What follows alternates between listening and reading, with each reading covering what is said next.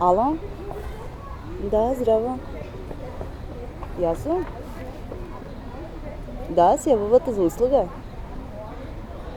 Слободна сум, да. Ги знаете условите?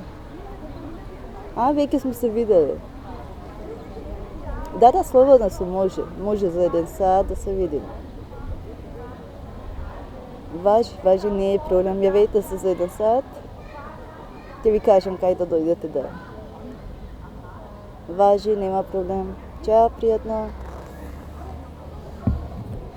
Со сексуална работа се занимавам веќе околу 10 години.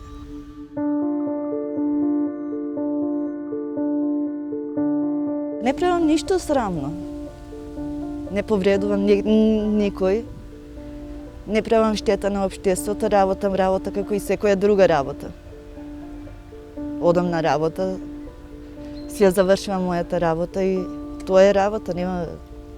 Немам потреба да почувствувам некој срам или да се почувствувам дека правам штета на општеството.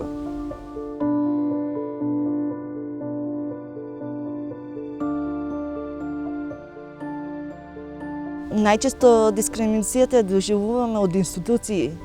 И тоа институции кои треба да работат за нас и кои треба да не заштитат и од насилство и од дискриминација. Најчесто институционална дискриминација која доживуваме од Министерството за внатрешни работи. Институција која треба да ја гледаме како поддршка, како заштита, но најчесто таму сме дискриминирани. Имам поднесувано лично представки за од мене, представки за други лица, но обично се копи-пейст представките, нема основ на дискриминација. Имаше еден случај каде што секторот за внатрешна контрола ми бараше копија од разговорот на бројот 192, да видат дали сум била дискриминирана. Сите знаеме дека 192 се снима само полицијата и секторот за внатрешна контрола, јавно обвинителство може да ги добие разговорите. Значи не сакаат да постапуваат, не ја ни гледаат дискриминацијата, не се заинтересирани воопшто за дискриминацијата која доживуваат сексуалните работници и маргинализираните заедници во Македонија.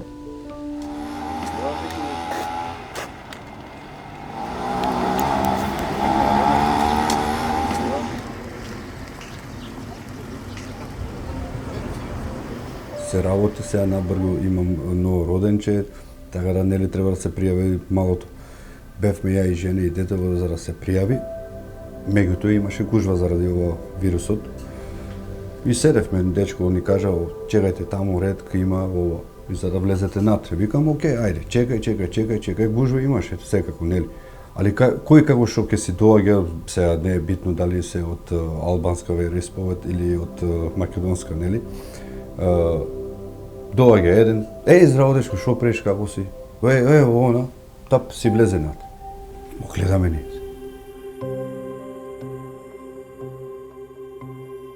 Пак чекам, чекај, колку веќе треба да се чека.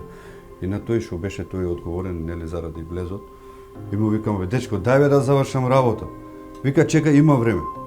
Као да сум тргнат на страна, као никој да не ме гледа. Не знам зошто тоа така. Почнав таму да се, знаеш, малце да зборам, малце подрско. Дај да викам, жити се Бога, дај да завршам работа ова. Не, дечко, чекај, еве се уште малце, има гужва, нели гледаш, не смееме да се собереме на куп, ова.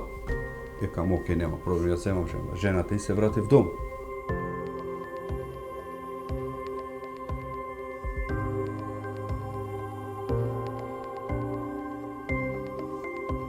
Едноставно не можам да сватам една работа.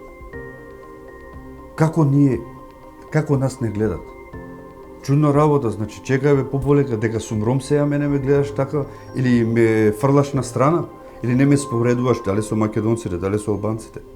Чекај бе малце, бе, каква дискриминација е ово.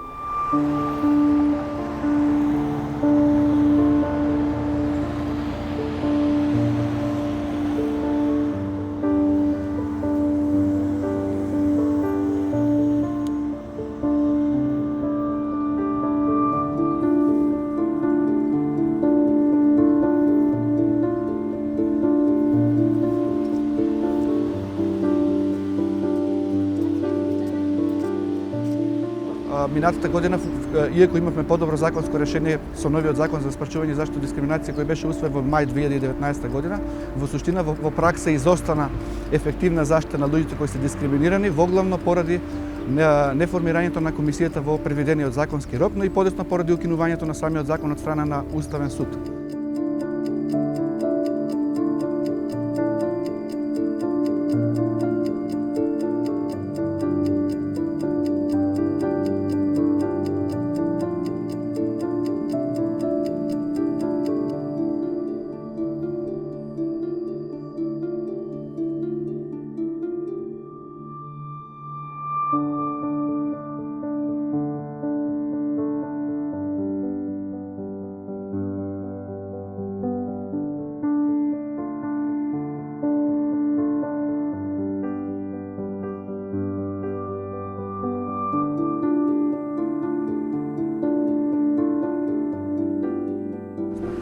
Целта ни е да имаме една транспарентна и инклузивна постапка со учество и на самиот граѓански сектор, која ќе ни гарантира дека во иднина ние ќе имаме ефективна комисија за заштита од дискриминација, која што ќе промовира еднаквоста, но и ќе се грижи за заштита на индивидуалните права на граѓаните.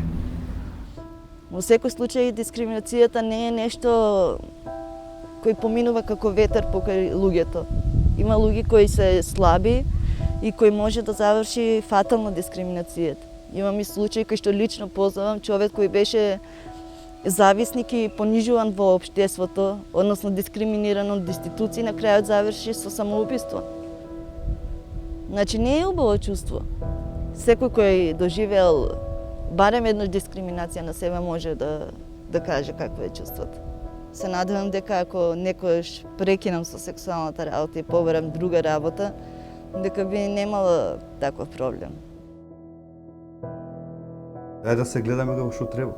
Нели, еднакво да имаме, значи и вие и ние и сите да имаме еднакво, а не едниот да го фрлиш, а другите да се завршат работа како што треба.